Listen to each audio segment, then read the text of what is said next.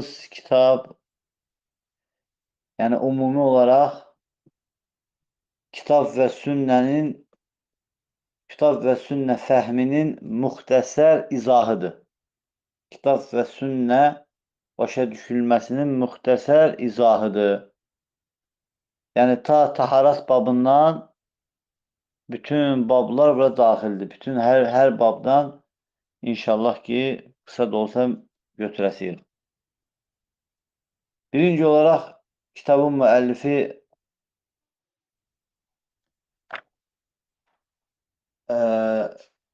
Doktor Abdüləziz Əl-Bədəvi Hafizahullahdır. Şeyx Albanın tələbələrindəndir. Yəni, mötəbər şeyxlardandır. Onun yazdığı kitabdır. İnşallah o kitabdan dərs keçəsirik. Birinci olaraq Kitab-ı Tahara. Bu babdan başlayasıyıq. Yəni, təmizlənmək babı. Ət-tahara lüğətən ən-nəzafətu və-nəzəhətu minəl-əhdəs. Yəni, təmizlənməyin lüğəti mənası əhdəslərdən, çirkin olan şeylərdən təmizlənmək deməkdir. İstilahi mənası isə raf'ul hədəsi əv izələtun nəcəsi. İstilahi mənası, təmizlənməyin istilahi mənası nədir? Hədəsin qaldırılması və yaxud da ki, nəcisin itirilməsi. Hədəs nədir və hədəs neçə yerə bölünür? Hədəs iki yerə bölünür. Müəllif Rahimullah buyurdu ki, istilahi mənası, təmizlənməyin istilahi mənası nədir? Raf'ul hədəsi, hədəsin qaldırılması. Hədəs iki yerə bölünür. Əl-hədəsul əkbər, əl-hədəsul əsxar. Yəni, böyük hədəs, kiçik hədəs. Böyük hədəs nədir? Cənabət halına düşmək. Və yaxud nifəs alır, və yaxud da ki, heydamda düşərsə, artıq hədəs sayılır. Yəni, nə vaxt ki, qusul vacib olur, bu hədəs sayılır. Buna deyirlər, əl-hədəsul əkbar, böyük hədəs, böyük təmizlənmək. İkincisi isə əl-hədəsul əsxar, kiçik təmizlənmək. Bu da dəstəmaz pozularkən yenidən dəstəmazın alınmasına deyilir. Aydın oldu. Ona görə də raf'ul hədəs, hədəsi qaldırmaq və təmizlənmək. Yəni, dəstəmaz pozulursa dəstəmaz almalısan, cənabət haldasansa cənabət qusulu almalısan. Əv izələtun nəcəs və yaxud da ki, nəcisin təmizlənməsi. Nəcisin təmizlənməsi də bir neçə hallarda olur.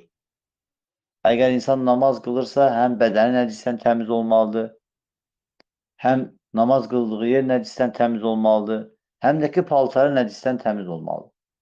Əl-Xüləsə, birinci babdan başlayırıq. Bab belədir ki, Bəbul Miyəh, su babı. Eşidirsiniz də məni?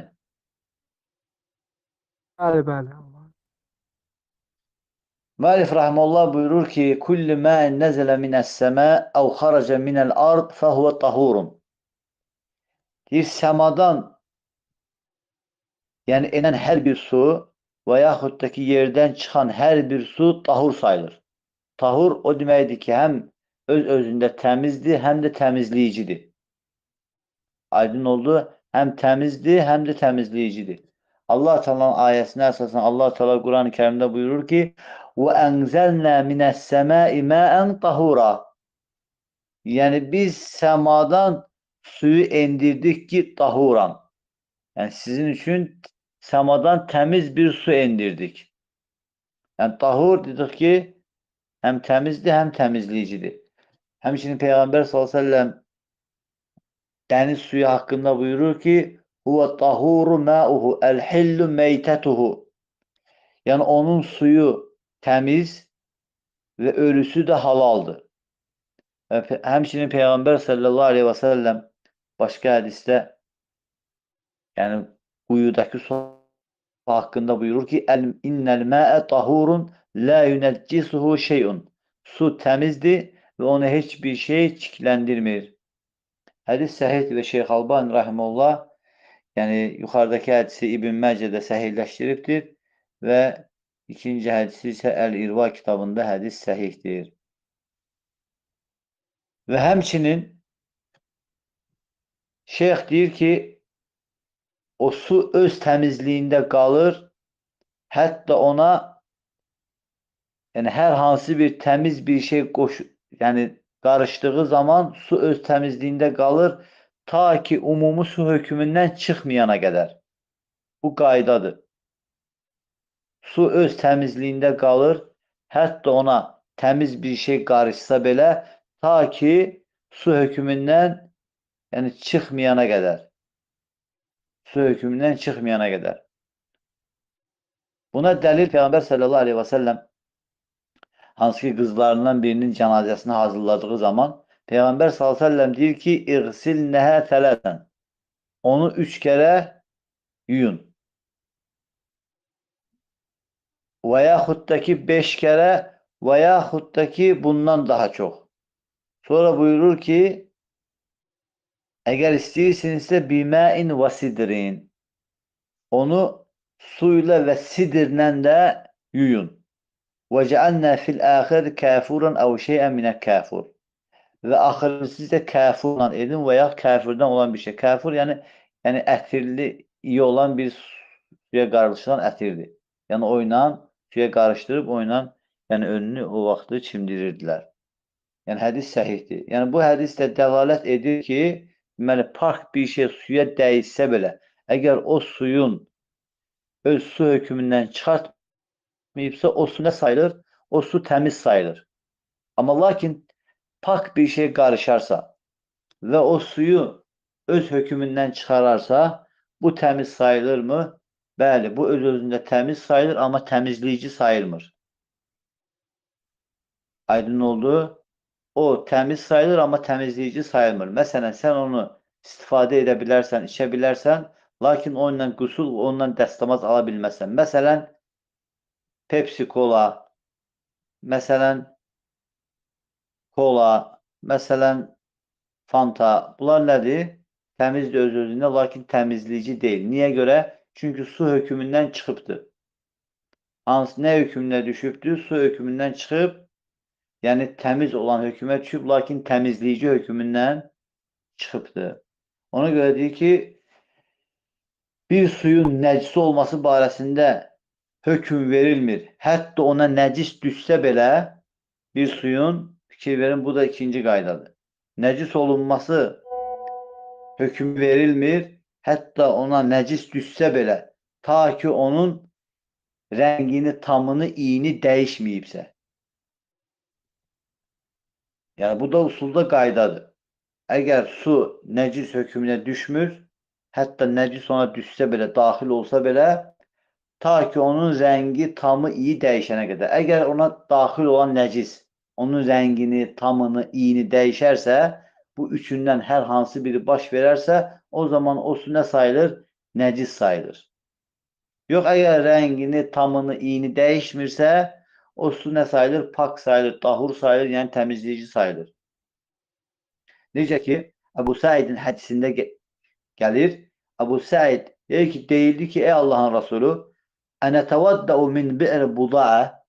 Bi'r buda'a Mədinənin yaxınlığında olan bir quyuydu. Və sahabələr soruşurlar ki, ey Allahın Rasulü, biz o bi'r buda'a deyən o sudan, o göldən dəstəmaz ala bilərikmi? Peyğəmbər s.ə.v deyir ki, وَهِيَ بِئْرٌ يُلْقَى فِيهَا الْحِيَدُ وَلُحُومُ الْكِلَابِ وَالنَّتَنُ.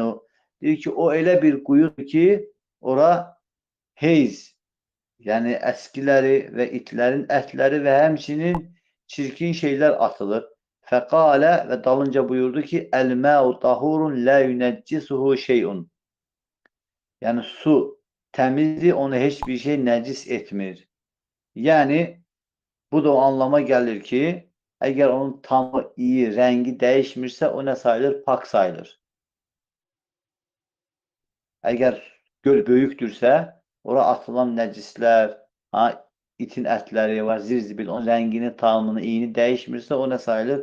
Pak sayılır, yəni ondan dəstəmaz almaq da olar, usul almaq da icazəlidir. Bu birinci, yəni su babı idi. İkinci bab isə nəcisdən təmizlənmə babı. Nəcisdən təmizlənmə babı əslində bəbu nəcəsət, nəcəsə sözünün cəmidir. Yəni hər bir şey, yəni çirkin hər bir şeyə umumən nəcis deyilir. Yəni o hansı ki, yəni e, qorunulur paltar ondan və yaxud paltar ondan toxunulduğu zaman yuyulursa, istəyir böylə olsun, istəyir başqa bir nəcislər olsun, artıq bu nə sayılır? Bu nəcis sayılır. Lakin şeyx deyir ki, əşyaların əsli mübahdır və təmizdir. Və kim yəni bir şeyin nəcis olmasını iddia edirsə, gərək o nəcis olmasını iddia edən şeyə dəlilini gətirsin. Aydın oldu qardaşlar. Yəni, əgər bir şeyin nəcis olması barəsində dəlil lazımdır ki, onun nəcis olması barəsində. Yəni, şeyx gətirir ki, nəcisə dəlalət edən dəlillər. Hansı şeylər nəcis sayılır? Birincisi, Adəm övladının yəni kiçik və böyük yəni ehtiyacını ödəməsi. Bunlar ikisi də nə sayılır? Nəcis sayılır. Yəni, Adəm övladının yəni ifrazatları. Həm istəyir kiçik olsun, istəyir böyük olsun. Yəni, hər ikisi nəcis sayılır. Yəni, böyük barəsində Peyğəmbər s.ə.v onun nəcisin böyük barəsində Peyğəmbər s.ə.v Əbu Hüreyrə hədisində buyurur ki, İzə vətə əhədukum binə'lihi əl-ədə fə innət-turabu ləhu tahurun. Əgər sizdən birinizin ayaqqabına nəcis, yəni böyük ifrazat bulaşarsa fə innət-turabu ləhu tahurun. O zaman torpaq onu təmizləyir. O zaman torpaq onu təmizləyir. Deməli, sən torpağa sürtürsən, başqa necəki hədisdə Peyğəmbər s.ə.v buyurur ki, sizdən biriniz məscidə gəldiyi zaman ayaqqabının altına baxsın. Əgər ayaqqabının altında xoşa gəlməz şey varsa, nəcis varsa, onu torpağa sürtsün. Torpaqla onu təmizləsin. Və ondan sonra həmən ayaqqabından namaz qılsın. Yəni, bu hədislər hamısı dəlalət edir ki, yəni torpaq nəcisi təmizləyir.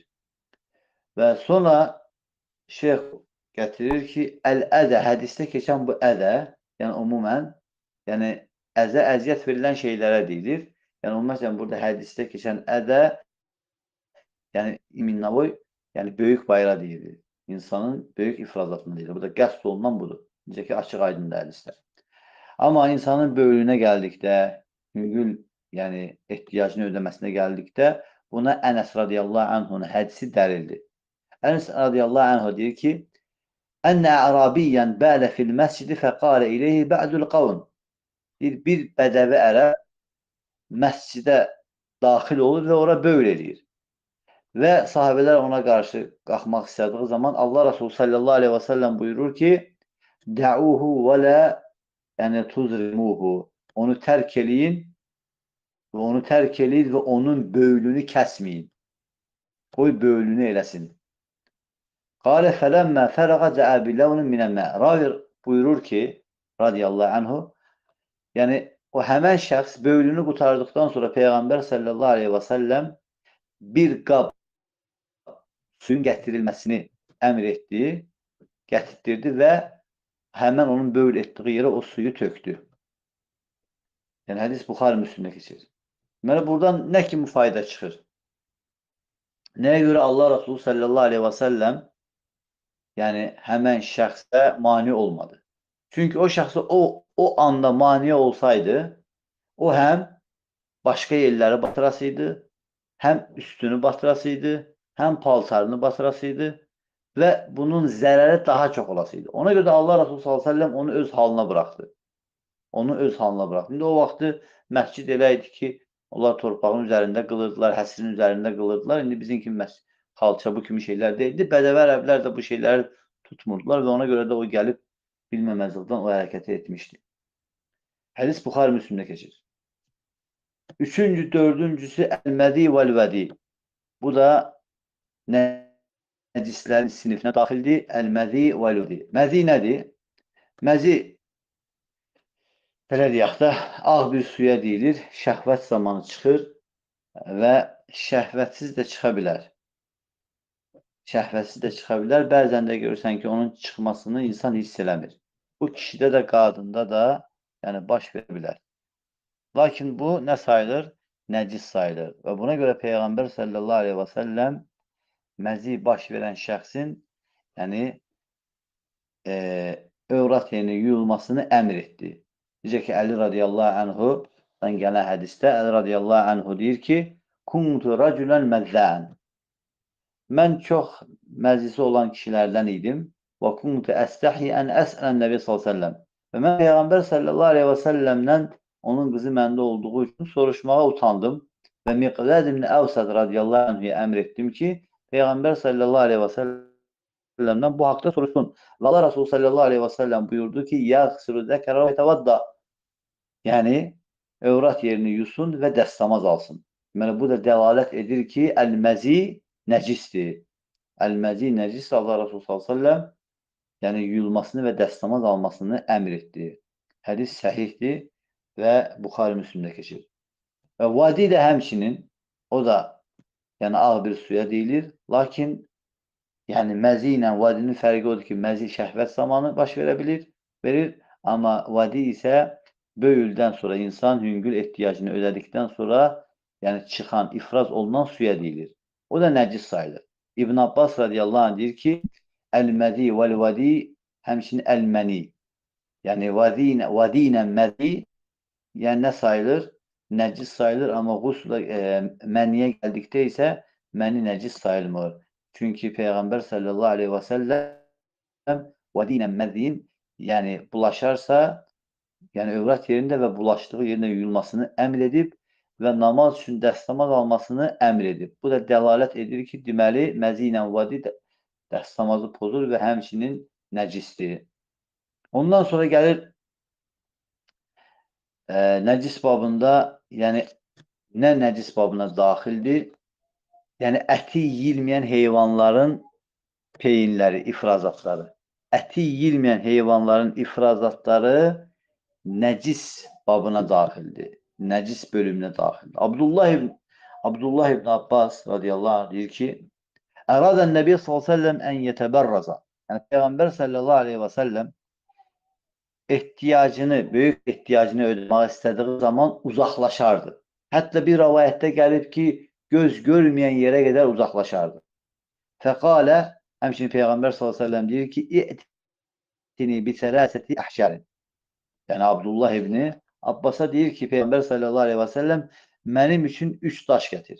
Və o da deyir ki, mən yəni 2 dənə daş tapdım, bir də deyir ki, uzun qulağın ifrazasını, yəni peyinini tapdım. Və Allah Rasulü sallallahu aleyhi və səlləmə gətirdim və Allah Rasulü sallallahu aleyhi və səlləm 2 daşı götürdü, amma o uzun qulağın, yəni peynini ifrazatını atdı. Və həmçinin dedi ki, hiyə ritsun, bu nəcisdir. Hədis, yəni Səhih və Şeyx Albani rahimehullah Səhih Cəmi əsərində bu hədisi səhihləşdiribdir. Deməli, əti yeyilməyən heyvanlar, yəni ev uzun qulağının da əti yeyilmir. Allah Rasulü sallallahu aleyhi və səlləm bunu qadağan edib. Deməli, onlara bu qaydadır. Bu qaydaları yadda saxlayın. Əti yeyilməyən heyvanların ifrazatları nədir? Yəni, nəcisdir. Deməli, buradan nə fayda çıxır? Əti yeyilən heyvanların ifrazatları nəcis deyil. Ona görə də Allah Rasulü sallallahu aleyhi və səlləm yəni qoyunların tövləsindən namaz qılmağı icazə verdi. Və həmçinin 6-cısı yəni heyz qanı. Bu da həmçinin nəcis daxildir. Nəcis sinifinə daxildir. Əsmə binti Əbu Bakır, necə ki, deyir, Əbu Bakırın qızı Əsmə radiyallahu anhdan gələn hədisdə deyir ki, Cəət imraatun ilə Nəbi s.ə.v fəqalə. Bir qadın Peyğəmbər s.ə.v yanına gələrək dedi ki, İhtənə yusibu səvbəhə min dəmil heydi keyf təsnə. Yəni, bizdən birimizin paltarını heyz qanı toxunduğu zaman, bulaşdığı zaman biz onu necə təmizləyək? Necə edək? Nə edək? Peyğəmbər s.ə.v buyurdu ki, təhudduhu thümmə təqrisuhu. Birinci onu silib at, sonra isə onu suyla yu, sonra isə onun üzərinə su boşalt. Sonra isə onda namaz qıla bilərsən. Bu, yəni heyz, qanı bulaşan, yəni paltarın təmizlənmə formasıdır. Birinci silinib atılır, sonra su ilə yuyulur, sonra üzərindən su tökülür, sonra da orada namaz qıla bilərsən. Ondan sonra gəlir, yəni itin ağzının suyu, itin yaladığı şey, o da həmçinin nəcisə daxildir. Əbu Hüreyradan gələn rəvayətdə Allah Resulü sallallahu aleyhi və səlləm buyurur ki, yəni tahur inə əhədukum izə vələğə fihi əl-kəlbi ən yəğsiləhu səb'ə mərratin uləhunnə bit-turab. Peyğəmbər sallallahu aleyhi və səlləm buyurur ki, sizdən birinizin, yəni qabına, əgər it sizdən birinizin qabını yalayarsa, onun təmizlənməsi 7 dəfə yumaq, bir dəfə də torpaqla yumaq. 7 dəfə su ilə, bir dəfə də torpaqla yumaqdır. Hədis səhihdir və Şeyx Albani rahimehullah Səhih Cəmi əsərində həmən hədisi səhihləşdiribdir. Həmçinin 8-incisi nədis olan şeylərə daxildir. Nə? Yəni ölən heyvan. Yəni ölən heyvan. Yəni nə deməkdir? Əgər o heyvan, yəni şəriətin buyurulduğu formada ölərsə və ya öldürülərsə, yəni onun dərisi nə olur? Dərisi nəcis olur. Ondan istifadə etmək olmaz. Ta ki bir halda, yəni o aşlanana qədər. Necə ki Peyğəmbər sallallahu əleyhi və səlləm buyurur ki: "İzə dubiğəl ihabu fəqat tahura." Əgər dəri aşlanılarsa təmiz olar. Yəni ihab, yəni ölən heyvanın cildinə deyilir. Yəni əgər o neyniyərsə, təmizlənərsə, nə olur? Aşlanarsa təmiz olar. Həmçinin bundan da istisna olunanlar var. Bundan da istisna olunanlar var. Nədən? Yəni şəriət tərəfdən göstərilən formada öldürülən heyvanların içərisində də yəni öldükdən sonra leş olmayan, yəni nəcis olmayan heyvanlar var. Məsələn, balığın ölüsü, məsələn, çəyitkənin ölüsü. Birincisi budur, istisna olunanlardan. İbn Ömər radiyallahu anh hədisində İbn Ömər radiyallahu anh deyir ki, Allah Resulü sallallahu aleyhi ve sellem buyurdu ki, "Uhillət lənə meytətənə və dəmən." Yəni bizim üçün yəni 2 ölü və 2 qan halal edildi. Əmməl meytətəni fəl-hutu vəl-cərad, amma 2 ölüyə gəldikdə o nədir? Balıqlar, o bizdə çəyitkədir. Və əmməd dəməni fəl-kəbidu və-duhal. Amma 2 qana gəldikdə dalaqla ciyər, qaraciyər. Bunları da Peyğəmbər s.ə.v qan adlandırıb, lakin bunlar icazəlidir. Hədisdə xas olaraq, xüsusi olaraq buna hədis gəlib və hədis də Şeyx Albani rahimehullah Səhih Cəmi əsərində səhihləşdiribdir. Bu birincisidir. Və istisna olunan, ölən heyvanlar içərisində nəcis olmayanların içərisinə daxildir. Yəni balığın ölüsü və çəyitkənin ölüsü. Və həmçinin qanı axıdılmayan heyvanların ölüsü də nəcis deyil. Məsələn, çibin kimi, qarışqa kimi, arı kimi bunlar nəcis deyil. Yəni toxunarsa, ölərsə, sənə dəyərsə bu icazəli bir şeydir. Əbu Hüreyradan gələn rivayətdə Peyğəmbər sallallahu əleyhi və səlləm buyurur ki: "Ənə Rasul sallallahu əleyhi və səlləm qal: "İzə vaqa'a zubə'u fi inə əhadikum fəlyaghsilhu kulluhu." Peyğəmbər sallallahu əleyhi və səlləm buyurur ki: "Əgər sizdən birinizin qabına çibin düşərsə, onun hamısını, bir tərəfi düşərsə, onun hamısını ora daxil edin. Sonra onu çıxarın, sonra yəni onu atın." Və deyir ki, onun 2 qanadının birində xəstəlik var, digərisində isə şəfa var. Ona görə o düşəndə bir qənət formasında düşür. Yəni ona görə sən onu tam olaraq batırırsan içəri, birisində xəstəlik var, o birisində isə şəfa var. Ona görə sən tam olursan və salırsan içinə, sonra çıxarıb onu tullayırsan. Bu hədis də səhihdir və Şeyx Albani Səhih Cəmi əsərində həmən hədisi səhihləşdiribdir. Üçüncüsü, bu ikincisi idi. Yəni qanı olmayan heyvanların ölüsü. Bizə ki, qarışqadır, arıdır, çibindir, bu kimi şeylər. Üçüncüsü, yəni azmül meyit, yəni o ölən heyvanın sümükləri, onun buynuzu, onun dırnaqları, onun tükləri və həmçinin yəni onun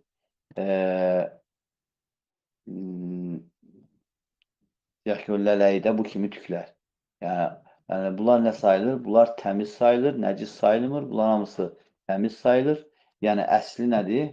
Təmizdir. Necə ki, Buxaridə bu haqda rəvayətlər var. Və qalə Zuhri fi idamil mevt, Zuhri rahimehullah ölən heyvanların sümükləri barəsində belə deyir.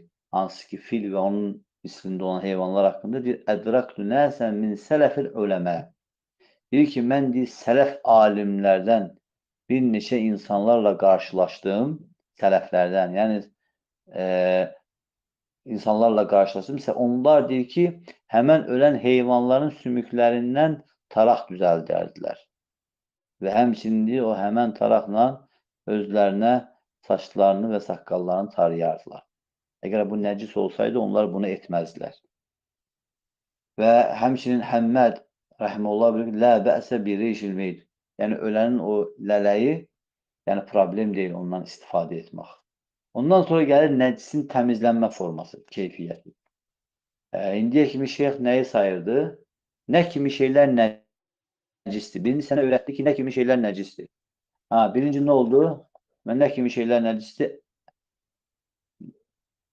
Adəm övladının ifrazatları nəcisdir. Həmçinin mədi, vadi nəcisdir. Həmçinin əti ilmən heyvanların, yəni ifrazatları nəcisdir və heyz qanı nəcisdir. İtin yaladığı, yəni qab nəcis sayılır. Çünki yalayan vaxtı oradan nəsə yeyəndə şirə buraxır. Və həmçinin yəni ölən heyvan nəcisdir. Dedik ki, buradan da istisna olunanlar var. Üçü istisna olunur. Yəni biri balıqdır, balığın ölüyü, çəyitkənin ölüyü və həmçinin qanı axıdılmayan heyvanların ölməsi və bir də ölən heyvanların sümükləri. Bunlar istisna olunanlardır. Ondan sonra gəlir nəcisin təmizlənmə forması. Bu da uzundur. Məncə bu ilə kifayətlənək inşallah. Subhanəkəllahumma və bihamdik və əşhədu ən la ilahə illallah nəstəğfiruka və etûbü ileyk. Allah Taala'dan istəyirəm ki, Allah Taala eşidib faydalananlardan eləsin. Bizi haqqa, bizə haqqı öyrətsin, göstərsin və haqqa tabi olanlardan etsin və